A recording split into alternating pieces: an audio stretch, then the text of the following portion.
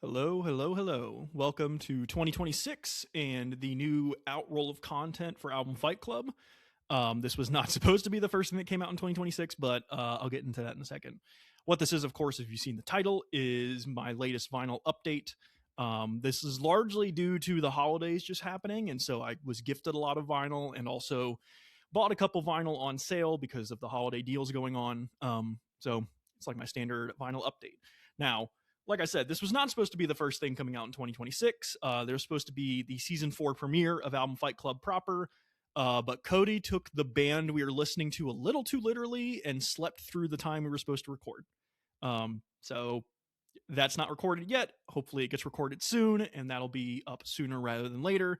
But for now, given that I had this in mind and was going to do it anyway, I figured I've got some free time today. Let's just bang this out. So like I said, decent little stack here. Much of this is because of the holidays and the sales that were going on. But I can't remember the last time I did one of these. I want to say it was like sometime in the fall, if not earlier. So there are some records here that I bought months ago at this point, and I will talk about those and show them off like I typically do. But most of this is because of the holiday season, and so much of that is going to be from that angle. So I say we just get right into it.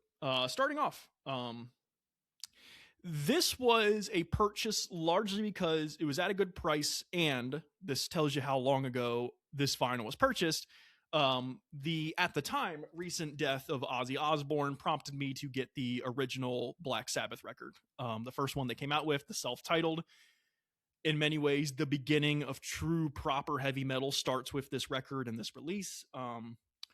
It's a fantastic record, but it is definitely not my favorite. I think both Master of Reality and Paranoid are both better than this.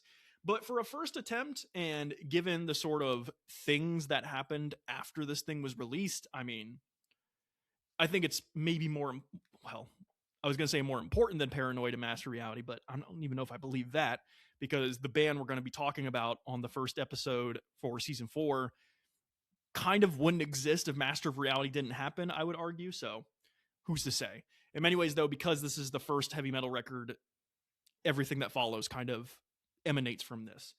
Like I said, it's got a lot of good stuff on it. Of course, the self-titled song Black Sabbath is just such a killer song. I can only imagine people who listened to it back then and hearing how like evil and heavy it was, sort of like got their world rocked. NIB is on this, Wicked World. The Wizard is on it, and the Wizard is fun. The harmonica bit is cool. I think it's a little hokey though. I don't know. It's not one of my favorite Black Sabbath tracks, but it is definitely one of their more known tracks when it comes to this record. So not much to say other than that. It's a good record. I'm glad to have it. Not my favorite Black Sabbath though. So it kind of exists in that area. Next, again, another was just decently priced, so I picked it up. One of the Essential collection, and this one, of course, is for Johnny Cash. If you don't know, the Essential blank is a series. I don't who produces these. Apparently, Legacy. I don't know. Anyway, there's a lot. If you go on Spotify, for example, you can see a lot of Essential, like Essential Metallica, Essential Sade, Essential in this case Johnny Cash, and it is Essential. It's got all his tracks you want to hear on it, because as you can see, there's 4 sides to this thing. It is a double vinyl. So pretty much every single song that you would want to hear is here.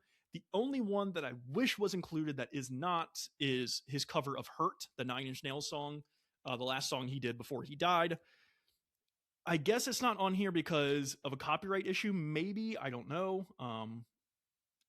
I'm inclined to think this came out after he died. Like, that had to be the case. Other than that, though, you've got all the standards. Of course, Folsom Prison Blues, Ring of Fire. Like I said, it's just every song you would want to hear other than Hurt is on this thing. And I kind of wish it was there. But just to have, like, the Essential Johnny Cash, it's a good price. Now, in having this thing, am I inclined to get just, like, general Johnny Cash records as well?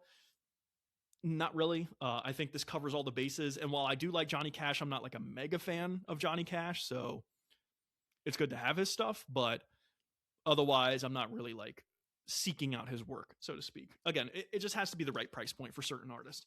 Because I'm not a huge Johnny Cash fan, it's got to be like a really good sale on a Johnny Cash record for me to jump on it. As with other artists, though, like full price shit, I'll buy it anyway.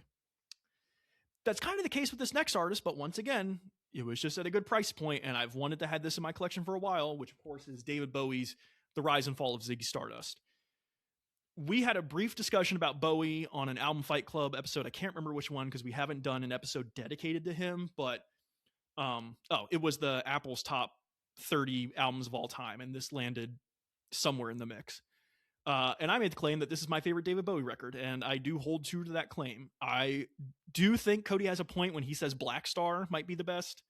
That's a really good record. But for me, I think this is just like classic Bowie at his most classic, because, I mean, some of the songs on here, like Moon Age Daydream, Starman, Ziggy Stardust, Suffragette City is so good. Like, it's just a really good record, and it does everything that, like, was really great about David Bowie.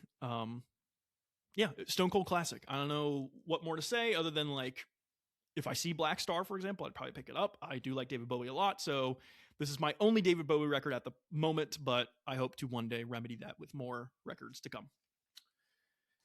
Speaking of stone cold classics, I was really hoping that we could do an Album Fight Club episode about this particular record I'm about to show. But Cody sort of came to the same conclusion that I eventually came to, is that this record is in such a weight class of its own making, in its own genre, that literally there's no good matchup for it. And it's not because this album, like, is a weak choice. It's that literally, I mean, is there any record in the genre that the Black Parade doesn't just immediately, just completely eviscerate? Oh, man, such a good record for, I mean, honestly, like I said, I think it's the pinnacle of its genre. Like, it just is the best record in its genre, and it's really not close, if I'm being honest. Like I said, the reason the Album Fight Club episode doesn't really work is because there's no good matchups, because you put this up, again, within its genre, if you put this up against literally anything in its genre, it's just going to win. There's no contest. Now, obviously, if you go outside of the genre and just like start fighting like great records, like, okay, but that's not the point of Album Fight Club, or at least that's not what we try to do. But man, this is just like apex shit, dude. This is just from top to bottom kind of a perfect record. Every song here is pretty great. There's some like lesser songs, but honestly, most of these songs are 10 out of 10. I mean, Dead, How I Disappear, Teenagers, The Black Parade, yeah, like so many like great songs.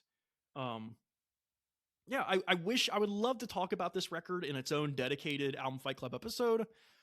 I just don't see that happening, because there's no, like, for a moment I was entertaining the idea of this versus Fever You Can't Sweat Out by Panic at the Disco, and then very quickly I was like, no, that's just, Fever's going to get demolished. Like, I love Fever. If you listen to my Panic at the Disco ranking, I'm a huge fan of Fever You Can't Sweat Out, but like, it just doesn't stand toe to toe with this thing. This thing is a titan, and it smushes all the competition. So, like I said, as much as I would love to talk about this thing in a whole episode, it just kind of, it would just have to be like what we did for What's Going On and Songs in the Key of Life, just like a whole episode just dedicated to that thing. And like, we can certainly pull it off, I think, but at a certain point, it's just kind of like, what is the real value of the thing? Speaking of episodes dedicated to singular records, I was sort of inspired by our discussion that we had of this record, What's Going On by Marvin Gaye, to pick up a copy. Now, actually, I didn't pick this up. This was a gift during Christmas, so technically I didn't pick it up, but it's nice to have it because we just did the discussion to close out season 3 with this record and Songs in the Key of Life, which I already have on vinyl. So now I have both records on vinyl.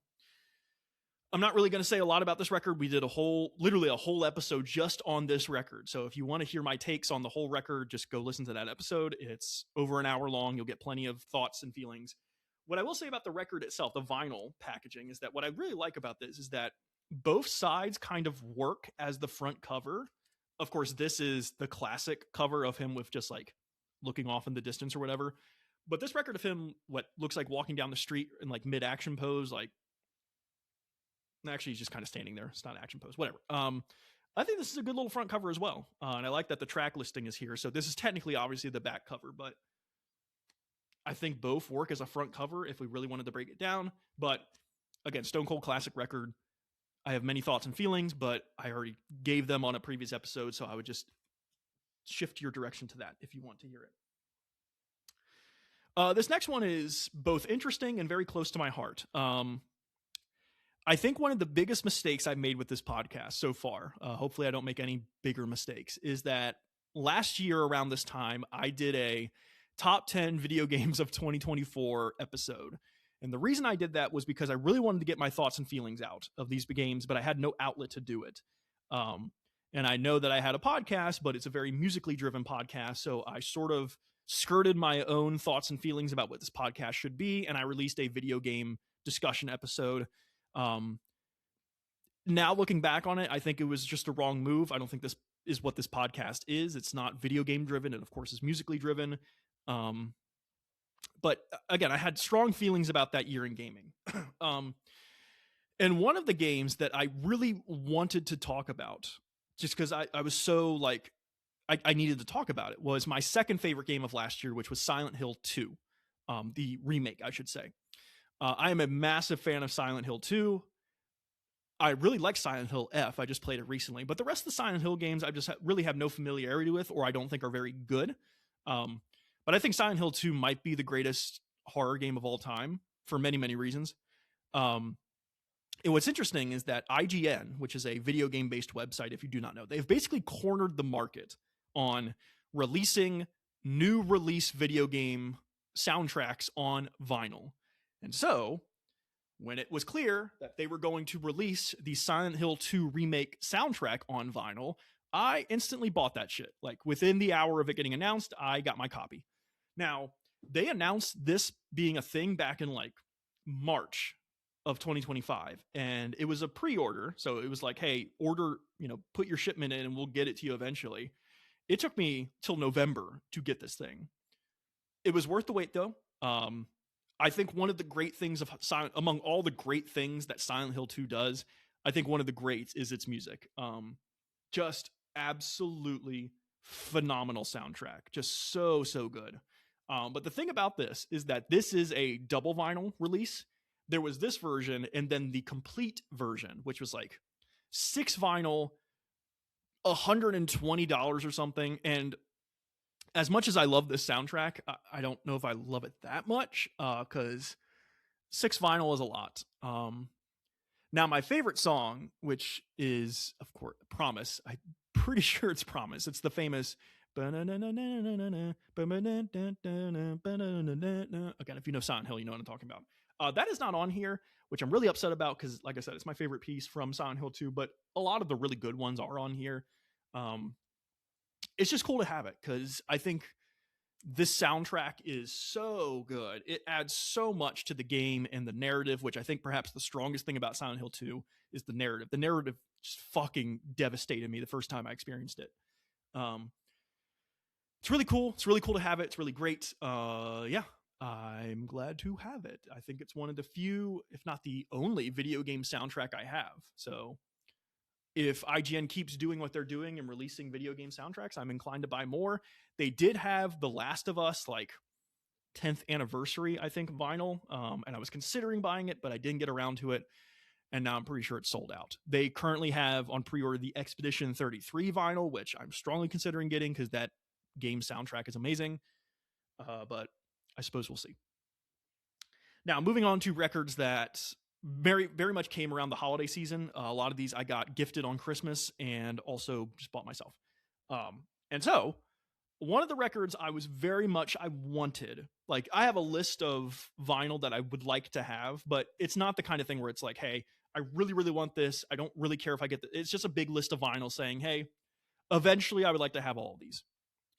But the next vinyl I'm going to show off is actually one that I pretty much said, hey, can someone please get me this for Christmas? Like people were asking me, what do you want for Christmas? And I said, this is one of the things I really want. And that is Kenny G's Miracle album, which I'm going to cover that. Also known as the Holiday album. I'm a mega fan of Kenny G. I've talked about his album Duotones in a previous vinyl collection series, which is the only other Kenny G I own, sadly. But now I own this one. it's very much Kenny G. It's nothing new or interesting in terms of like Kenny G as an artist, but I love Kenny G as an artist. Like, to have a whole album that is just Christmas standards of him doing them, like, sign me up. I think Kenny G is great, and I love what he does. And a lot of people shit on Kenny G for like, he's not like the greatest saxophone player ever, but people like popular culture, people treat him like he is. And like, sure, he's not the greatest saxophone player ever, but man, what he does well, he does so well. His lane is so like fucking him, man. And I just love him for that. So big fan of this record. Happy to have it. We got it during Christmas. So I did play it once just to, hear it. But like now that Christmas is over, it's kind of like, it's just going to sit on the shelf until next season. But trust me, next season, this thing's coming out and it is getting played, because that is the point, of course. All right. Another record that I got for Christmas, though I didn't necessarily say I really wanted this one. It's just something that was on the list. And funnily enough, it's a 2-piece, because these next 2 records are from the same band. Cody's favorite, Kiss. This, of course, is their first self-titled record. We did a whole episode about Destroyer and Love Gun. Obviously, this is not one of those records, but this is, of course, their first one. And I actually really like this record. I think it's top 3 with Destroyer and Love Gun, personally. There are some killer tracks on here. I mean, Strutter, for one, is such a good song. But honestly, I think one of the most underrated songs, if not off this record, maybe in the entire Kiss discography, is Firehouse. I think Firehouse is such a good song. And yet it's so simplistic. It's so simplistic in its structure. It's like a beginner ass song. Like if you pick up the guitar, you could probably play Firehouse within like a week of owning a guitar and like starting to play. But man, it works so well for its simplicity. Of course, Deuce is on here. Black Diamond, dope ass ending to the album. It's not my favorite. I think both Destroyer and Love Gun I like more than this record, but it's right there at number 3. I think this record is really good. And what I also find really fascinating is that Catman and Ace Frehley, Spaceman, Space Cadet, whatever they call him, I forget. This is their like starter makeup. It's not the makeup they would eventually finalize and go with for like decades. Paul and Gene have their makeup pretty much figured out at this point, but it's just funny to see these 2 designs of makeup and be like, those were the early drafts, because they do not employ that makeup at all afterwards.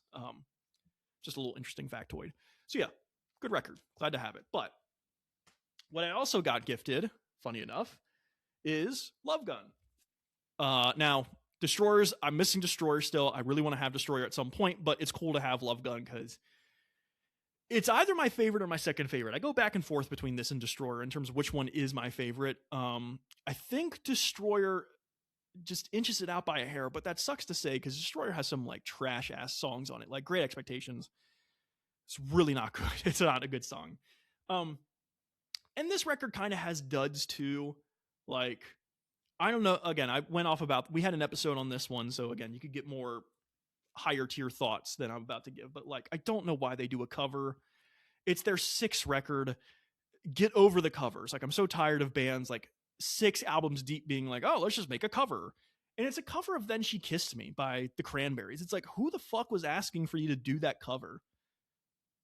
It's like, do a cover of like Whole Lotta Love. Do a cover of a rock song, not some random ass 50s tier pop song. Like, just not it.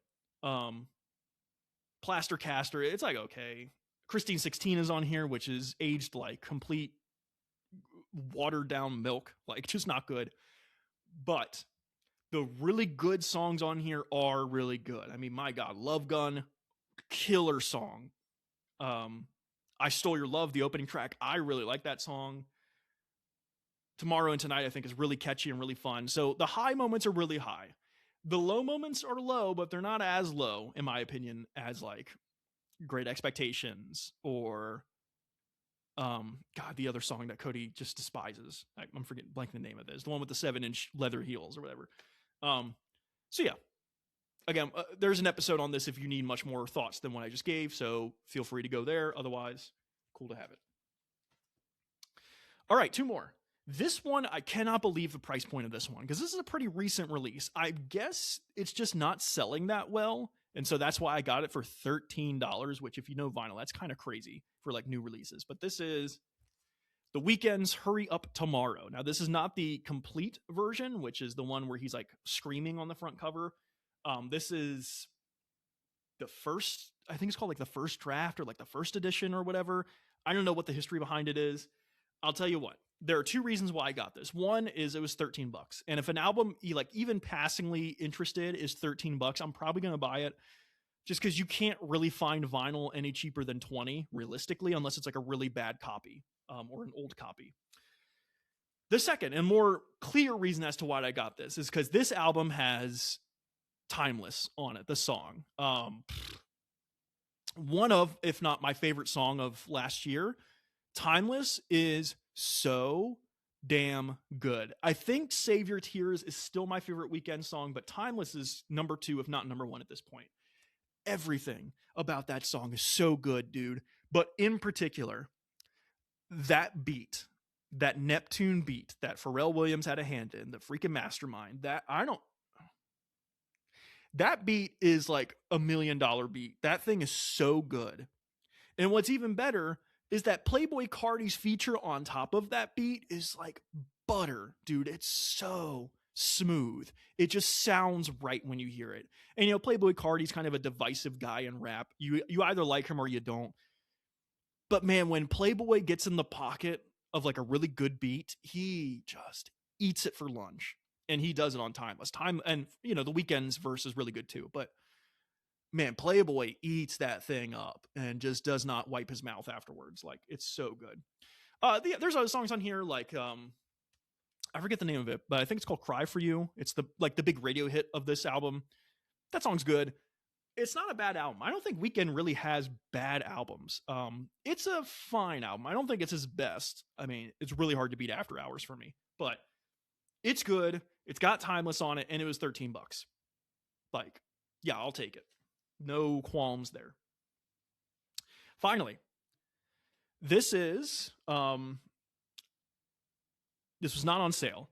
This was not a matter of like, oh, I'm going to buy this thing because it's at a good price point. It's not at a good price point. This was a standard priced vinyl at like $30 because it's new and big, but like I had to have it.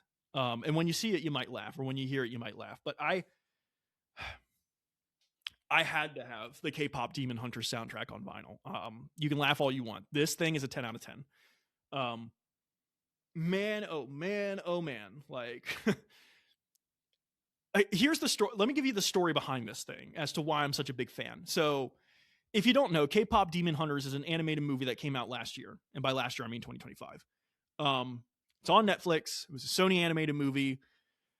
And I did not really know anything about it. I just heard through the grapevine that like this is a big movie. It's like the most viewed movie on Netflix or something. And I really knew nothing about it. I thought it was like an anime, like, Hunter x Hunter or One Piece. Like I thought it was just like an anime show that was getting a lot of traction. And then I later come to find out it's actually a movie. And it's very influenced in like Asian culture like anime is, but it's not like anime 1-to-1. And I just kept hearing about it and hearing that it was good, but I was like, I don't know. But then what really pushed it over the edge is my wife and I, we were doing, to make a long story short, we were in a local town of ours that basically turns into a big Halloween event. Not like Horror Nights, but for rural South Carolina town, Conway turns into a big Halloween event. And we were running a booth basically selling her product of candles. And we saw all these costumes of like people from this movie. So we saw a lot of the 3 K-pop people, Huntrix girls. And I was like, is it like, this has to be hugely popular because I'm seeing these costumes everywhere.